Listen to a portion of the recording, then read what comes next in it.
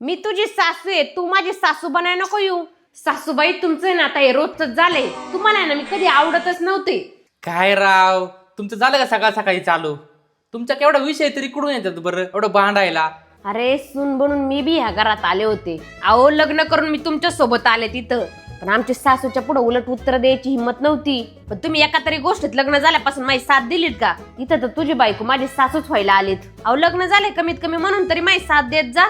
ह्या घरात आनंदच नाहीये तर ह्या घरात राहायचं तरी कशाला म्हणते मी. चला आत्ता जाऊ आपण हे घर सोडून. तुझं बरोबर आहे तसं, पण तू माझ्यासोबत लग्न करून आलीत म्हणल्या तुझा आनंद मला बघायच लागन. जाऊ दे, इथं मा पोराच मा काय ऐकत नाही, इथं राहू तरी कायला मी जाते मपली मी. मम्मी तुला कुठंच घर सोडून जायची गरज नाही.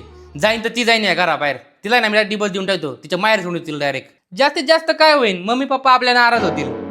काय जी काय प्रॉपर्टी मिळणार होती, हे घर मिळणार होतं ते आपल्याला भेटायचं नाही. जाऊ दे आपण भाड्याच्या घरात राहू आणि नंतर घर बांधू. पै कमून आपण हे घर बांधू. चल. अहो नको नको नको. जास्तीत जास्त काय होईल, तिचे वडील मला 2 एकर जमीन माझ्या नाव करून देणार होते, ते नाही करायचे. जाऊ दे गेली हातची जमीन, त्याला काय तर एवढं. नाही नाही बाळा थांब.